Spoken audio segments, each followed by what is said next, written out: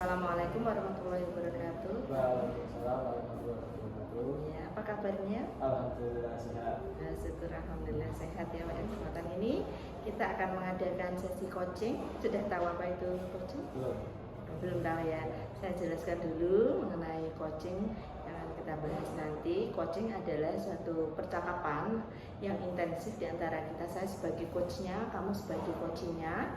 Nah, tujuannya untuk memfasilitasi bahwa adanya beberapa tujuan yang ingin kamu capai, dan nanti saya juga memberikan memfasilitasi kamu untuk menemukan beberapa langkah-langkah dan sumber daya yang ada. Apakah kamu bersedia? Bersedia. Nah, terima kasih.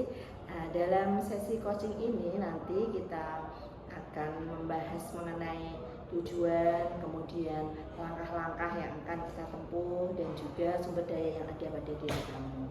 Ya, bersedia ya? Oke, terima kasih. Kemudian nanti kita akan berbicara sekitar 45 menit sampai 90 menit, ataupun mungkin nanti bisa kita lanjutkan dalam sesi berikutnya gitu ya. Apakah oke? Oke. Oke, terima kasih. Nanti saya akan menanyakan beberapa pertanyaan ya. Jadi saya memfasilitasi kamu, memberikan beberapa pertanyaan, dan kamu bisa menemukan tujuan serta bisa membuat beberapa langkah-langkah dan sumber daya yang harus kamu tempuh gitu ya. Oke ya. Ya. Dalam sesi coaching ini nanti saya juga berharap kamu bisa memberikan kesimpulan yang ada, kemudian juga memberikan feedback kepada saya tentang apa yang kita bicarakan pada kesempatan kali ini. Oke? Oke, terima kasih banyak. Apakah ada pertanyaan sejauh ini? Belum ada. Tidak ada ya. Oke, bisa ya, bisa ngerti ya. Kemudian dalam sesi coaching ini kan juga punya tujuan hidup ya. Nanti tujuan apa yang ingin kamu capai dalam sesi coaching kita pada kesempatan kali ini? Jadi karena saya ini sudah berada di kelas 12, jadi saya memiliki tujuan untuk memantapkan apa yang sudah saya rencanakan gitu. Memantapkan apa yang direncanakan ya. Seperti apa tujuan yang spesifik bagi kamu? Untuk tujuan pada saat ini, saya itu ingin bisa masuk di PTN yang saya inginkan, yaitu di UNES. UNES ya. Untuk mengambil prodi ilmu hukum. UNES prodi hukum. Jalur apa ini? Saya mau mencoba jalur SNPP itu. SNPP ya. Oke. SNPP. Di UNES jalur SNPP sekitar bulan apa itu ya? Sekitar nanti Februari itu mulai pendaftaran. Untuk pengumumannya bulan Maret. Februari pendaftaran, Maret ya. Kemudian ada second opinion mungkin kalau mungkin jalur selain SNPP. Kalau misal di SNPP itu tidak bisa masuk, saya juga punya opsi lain seperti ikut SNPT ataupun mandiri. SNPP PT ya.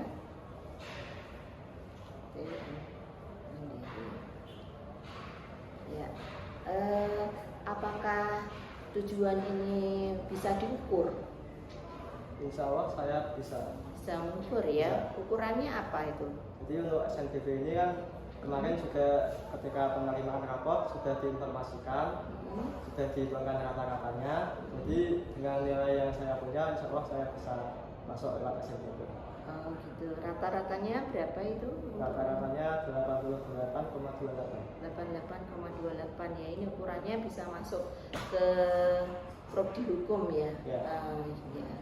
Jadi dilihat dari segi rata-ratanya, kemudian nanti passing grade-nya sudah dilihat berapa passing grade yang ada di UNES itu.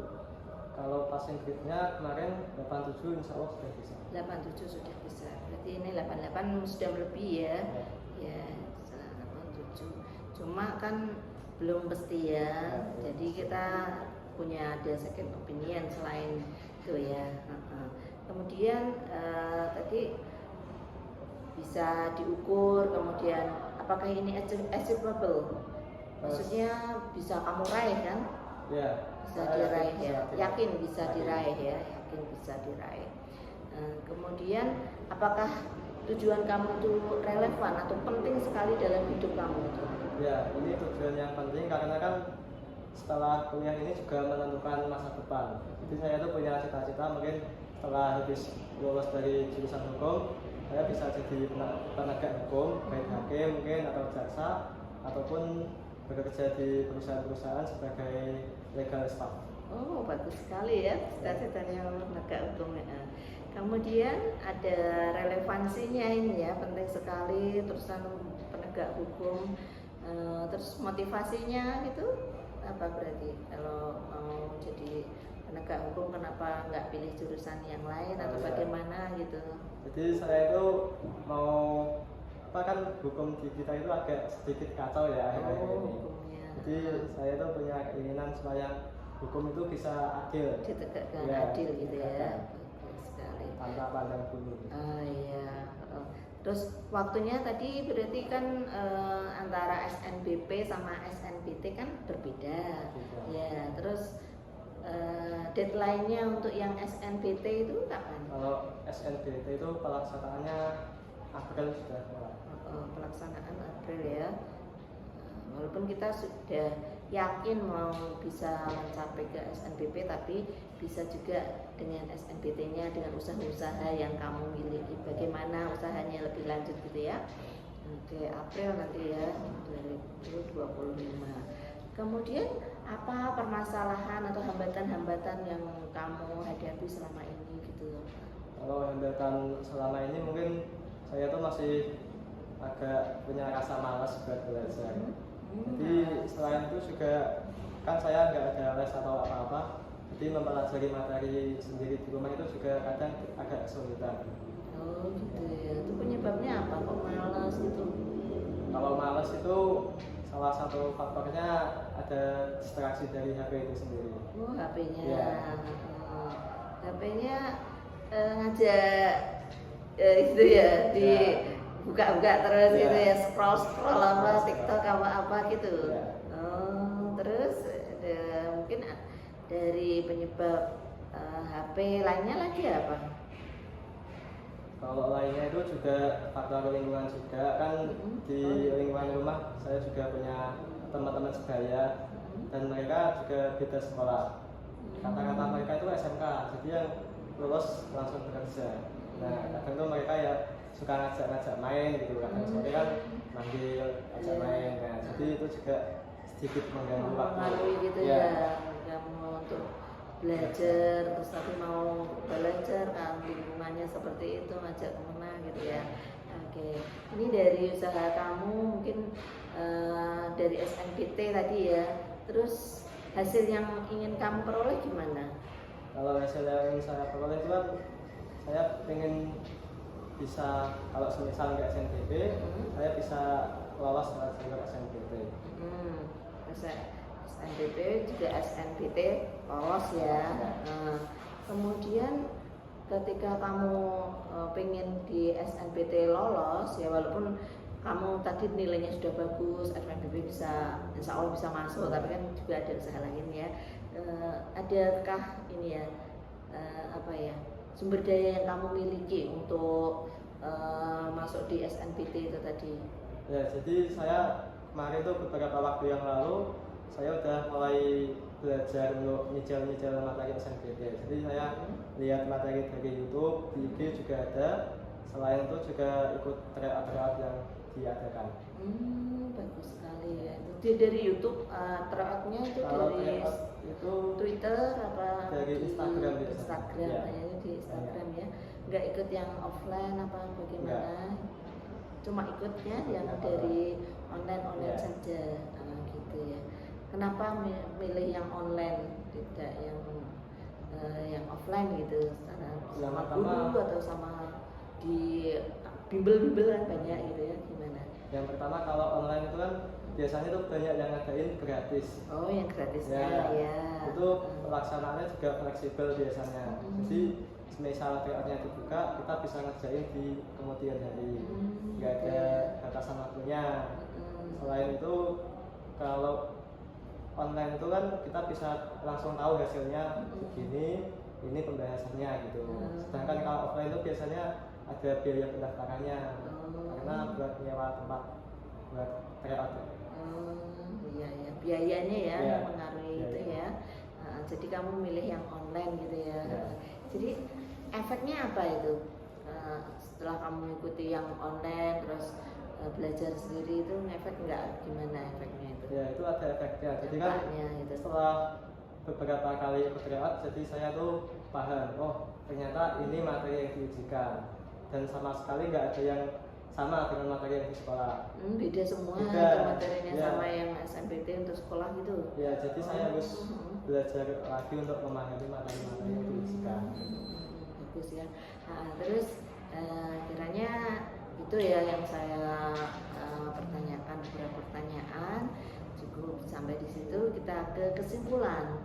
Silahkan kamu buat kesimpulan apa yang kita bicarakan tadi. Ya jadi saya setelah melakukan coaching ini, saya membuat beberapa kesimpulan bahwa saya sudah memiliki tekad untuk setelah lulus dari MAN ini saya melanjutkan di UNES untuk prodi ilmu hukum dengan beberapa kemungkinan untuk masuk ke sana.